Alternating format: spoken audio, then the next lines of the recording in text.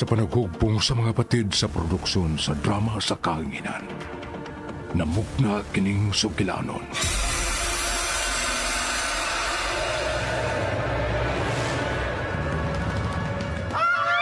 Mahulang buhay nato karon. Ang minatay o kahadlok sa kantauhan nga nakasaksi niining daw dili katuho ang panghitabo ug makalilisa na tanan-awon sa kalangitan. Nagituo mo na ang timainhan nga nakaduol na gayud ang katapusan sa kalibutan. Ang RMN drama, mga hastausab sa pagdalit kaninyo ning pinalahi nga sugilanon. Tungod sa maong hitabo, nagkainit ug mas nagkainit na karon ang tensyon tali sa duha ka labing gamhanang mga nasod, ang Russia ug Amerika, nga gikabalakan nga mamahimong hinungdan nga muulbo ang ikatulong gubat sa kalibutan.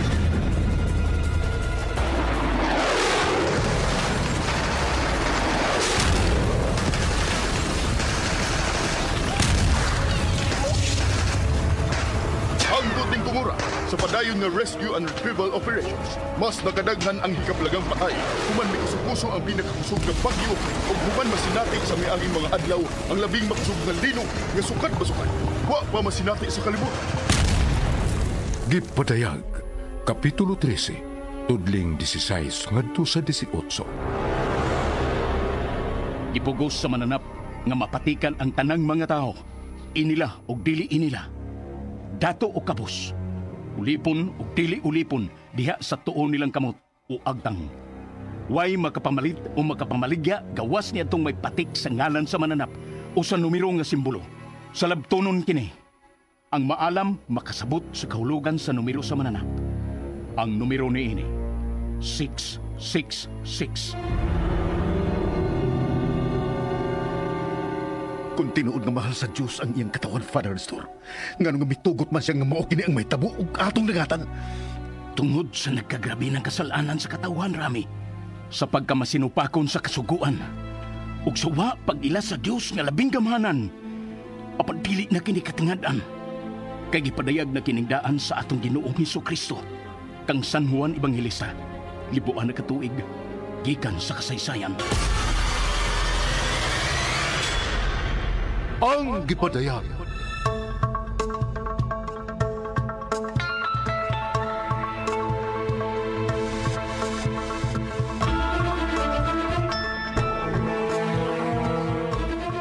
Ang gipadayag. Ang ayan bang kadukan ang umaabot.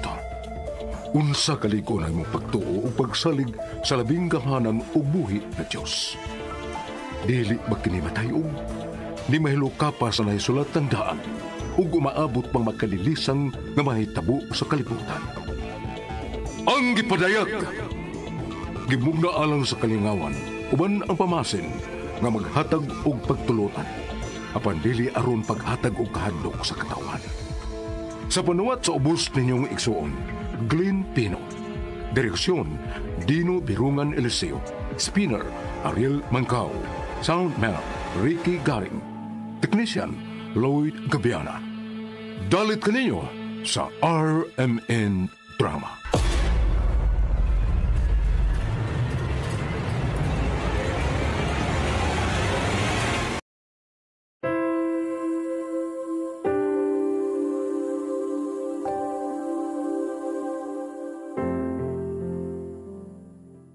Tao hibawi, nga bisan unsa pang ato estado sa kinabuhi ning kalibutan.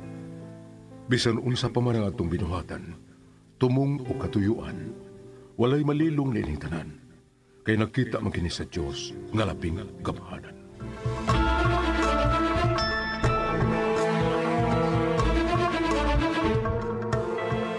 Ug karon, ani ang laing sumpay na atong sugilanon sa kahanginan, ang kitpadayag.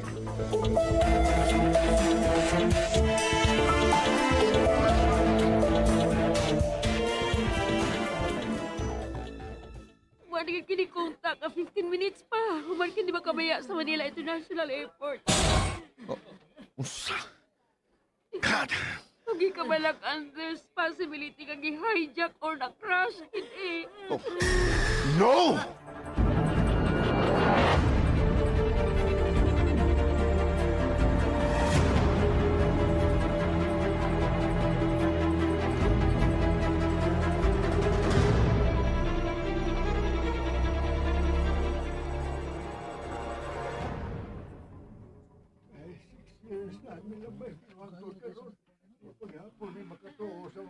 Bakit ang magsugod ang programa nga tampugan sa presidente dinhi sa Ground Zero? But, wa pa moabot si Rami.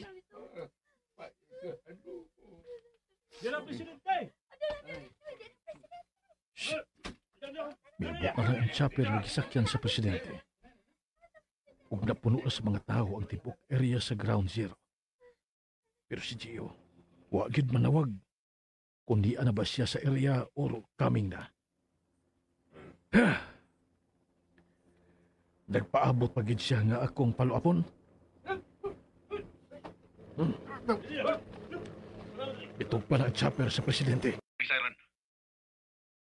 What?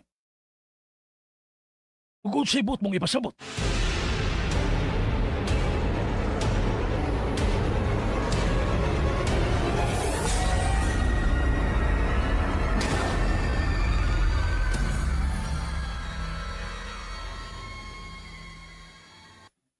Six years ago, natayog ang atong syudad. Huban kini giatake sa mga terorista nga way laing tumong. Ang paghatag og kahadlok sa katawhan. Ang paguba sa kalinaw nga gisaw-an atong tanan. Diin unom na usab ka tuig ang milabay nga nakutlo ang almost 4,000 ka mga inosenteng binuhat nga wa gyud kalibutan kakadto ning adlaw June 6 in the year of 2066. Mao ba ang adlaw and last minute na sila nagpakabuhi. Kay instantly tungod sa pangis o kahakog sa mga taong ang bugtong tiguha, ang paghimo og chaos, pagbubot o pagbahin-bahin natong mga tao nga mahigugmaon sa kalina o kahiusahan, kanato kang bugtong kalipay nga makauban sa tanang panahon ang atong pamilya o mga mahal sa kinabuhi. Diin, sa usalang kapag pamilok, tungod sa maong trahedya, naguba ang tanan. Sa laing bahin, subo ang ako'y balita kaninyo. Gadili pa lang sa Abdugay. Naka-receive ko sa balita nga missing ang usa ka passenger plane from Manila. Boeing 737 Flight P117.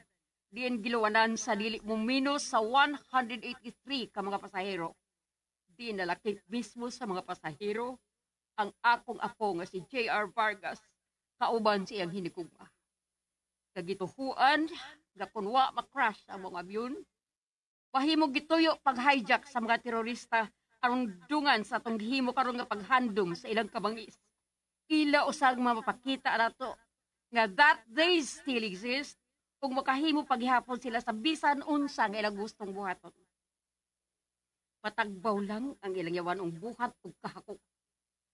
Hinungdan nga katong nasyonal nga kagamhanan, uban sa itong mahal nga presidente, nagikauban mismo na to karon, His Excellency Eulogio Narciso Cubierto, uban sa atong gasakop sa kapulisan ug military, may sugon tang mubarog o mukondinar sa mga terorista o sa ilang nga buhat nga dautan. Mamagdungan kita sa pagsinggit sa makusog nga tingog, kondinahon ang mga terorista o ilang mga gaway o ilang yawan o nga plano o mga buhat. Pakigbisog na batok sa mga terorista! Pakigbisog! Pakigbisog! Pulpogon ang mga terorista o ang ilang gaway nga legal fronts! Pulpogon!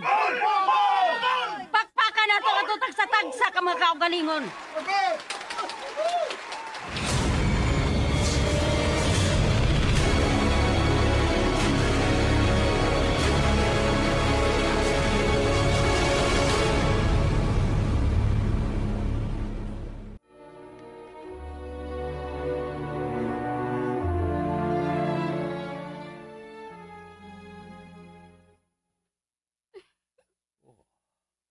My God. Wala may masayod, Father. Kung unsay maayo o angay nga buhaton nining idangatan karon sa mga anak ni GR. Sa kadaghan sa mga tao sa kalibutan, Father, nga nung lalaki pa na himong biktima ini. Gani makapangot-anak kung nga nung mitugot man ang Ginoo nga wawa na mo si JR nga wa mi masayod kung buhi o unsa na karoy ang ginangatan. Kung unsa katinuod ang posibilidad nga na crash ang aeroplanong ilang gisakyan na Gihijack inis mga terorista. Nga hangtod karon, huwag detalye ko no sa tinuon nga nahitabo sa aeroplano o sa tanan nga luwan ini. Abi mo, Mrs. Ma'am Sheila, may mga butang o mga panghitabo sa itong kinabuhi nga makita nato. Nga dili makaayo nato. Kadili nato gustong mahitabo nga rin nato. Nagkasabot ko kung unsa magkanagkarong iyong gibati. Mao ganay pagbati sa katinuod ginahan nga nagmahal sa iyong bugtong anak. Apan sa laing bahin usab. Dili gid nato matugkad ang kabubuton sa Ginoo. Kung ngano nga usahay tugtan man niya nga mahitabo ang mga butang asama niini. Apan amot kon mituo ka ba sa ilang giingon nga everything kuno happens for a reason? Na kung dili mo palawman ang imong pagsabot sa problema o sa sitwasyon, mawad-an ka og kadasig o bagha. Mawad-an ka og paglaom. Apan dili lang diha kutob ang tanan. Kay usahay ang mga panghitabo ngayon ini makahatag ka na og inspirasyon o challenge. Ilabi na kung may mga nahimo kita nga sukwahi sa kabubuton sa Ginoo. Father Nestor, But wa ko maingon nga ingon ganiya na ang challenge nga inyo karon giatubang isip magtiayon. Ini pagkamising usab sa inyong anak si GR. But dili ta malimot nga magiluyo ng Ginoo. Kung may mga panghitabo sa itong kinabuhi nga ingon ini nga malisod ng mga problema. Wa ka na magpasabot nga mo-conclude lang yun kita nga makapangutana kung nganong nitugot man ang Ginoo nga mao kini ang nahitabo. Mas mayo tingali nga let's face the problem in a positive way. Instead nga mahugno kita og magpakawa na lang gyud sa paglaom. Kay timan bisan unsa ka kusog sa unos o bagyo, mabot gyud ang higayon nga mulurang kini. Ug uban sa iyang paglurang, muhulip usab ang kalinaw sa tanan. Sa akong kabahin, ang akong ikatabang ninyo ni Rami, Sheila, sa inyong pamilya nga tabangan ko kamo sa pagampo nga unta, sa grasya o kaluoy sa Ginoo, mabalik unta nga luwas ang inyong anak na si GR, ug ang tanang missing nga mga tao, ug makabalik sa tagsatag sa nila ka mga pamilya nga nakasinati inining klasiha sa problema. Dagan kay salamat, Father Nestor. There are possibilities usab nga di tugtan sa Ginoo ang mga ingon ining hitabo. Kay maybe may mga pagkuwang tangad to niya o baka nalimot na taniya mismo. Sa laktod, usahay mga panghitabo nga ingon ini. Itagataw. Ug nakita nako ang amo mga kawiyangan. Kay most of the time, labi na kun naata sa kahamugaway. Sama sa mong kahimtang. Ngayon tang financially stable mi. Natungod nini, taken for granted na mo ang angin na mong pakingrelasyon sa Ginoo. Ug salamat kayo sa mong paghatag ug guidance na mo, Father. Rami, Di lang day tuod nga magpa-counseling minimo, Father, bahin nining among problema. Gusto mi makigulit sa Ginoo. Gusto mi mo kumpisal, Sheila.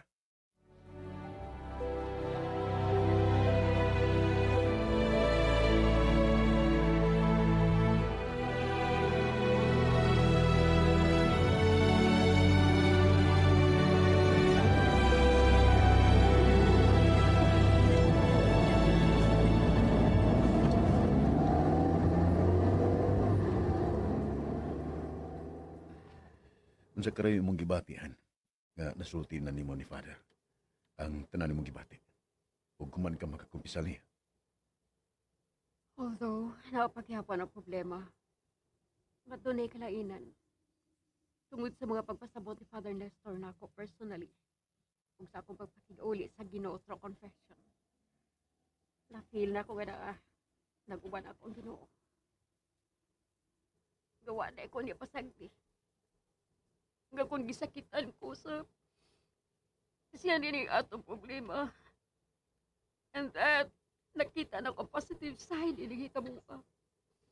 Nga mo ay makapanigon ako. Naghahatag na kong paglaom.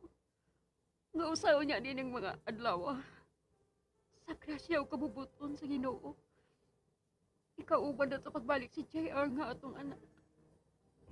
Ana.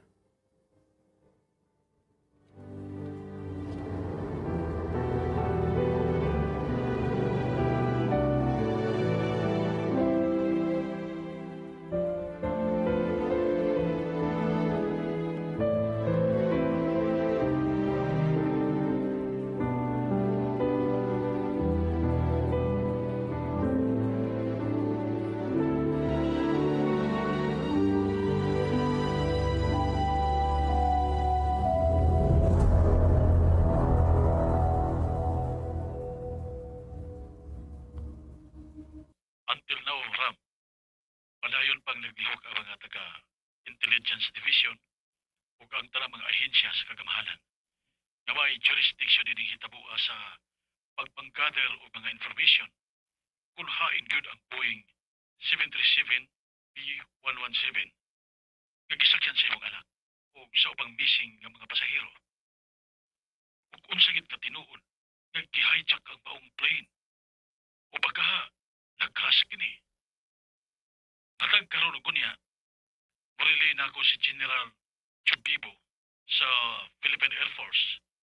Kung unsa ba mahimong resulta sa ilang gihimong aerial survey sa dapit na posibleng yagsaan sa maong eroplano. Kada lagi kon nag-crash magid kini. Salamat, General Marod, sir. Ikaw ha? Bitawag ka na sab nako, General. Hindi ba kingnan talaman ka? Ha? Nga Gio na lang ang itawag nako. Usugot lang kung mutawag ka na ko, ana. Kung naasa daghang mga tao. Ha? Pero kung kita lang gani, ang pagsulti, Gio lang itawag nako. Bitahod ako ang imong posisyon sa kapulisan, sir. Ram, please. Gio na lang, okay? Ako nag-ram nimo. Nya, dili bayag ka magpatawag og sir og engineer nako. Walang tao ko. Kung na-crash or gi-hijack ba kini? Eh, way mga indication nga or leading information nga maka-justify sa bisan hain ni ini nga theory. Sa mga previous years, may mga pangitabong nga ingon ang sabnini sa gawas nasod. Suwayan ko ka pag-explore kung unsa gyud ang mga misteryo sa maong mga pangitabo nga susabay ni. Yang akong laptop.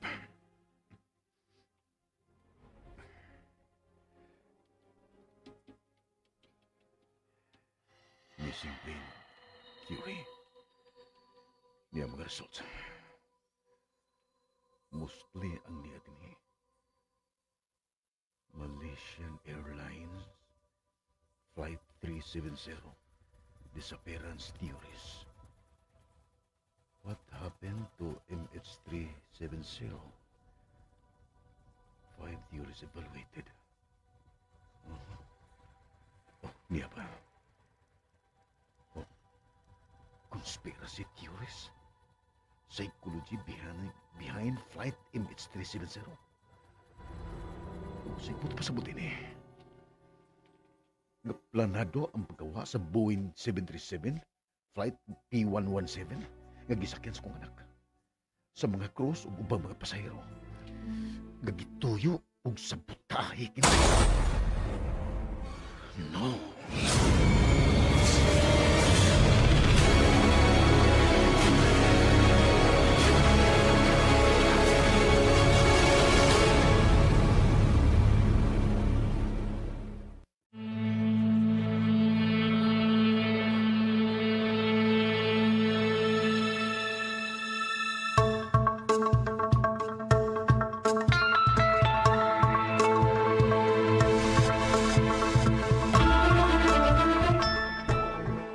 Mga kasama at tangi ang lain pa mga sumpay ni pinalahi ug labing bag-ong sugilanon sa kanginan. Ang gipadayag Sinulat ni Glenn Pino. Direksyon, Inday Bambina. Music and Effects, Ariel Mancao. Soundman, Ricky Bangis Garing. Recording Engineer, Lloyd Gabiana. Hangtod sa sunod ngay gayon, daghang salamat sa inyong pagpaminaw. Tatak RMN.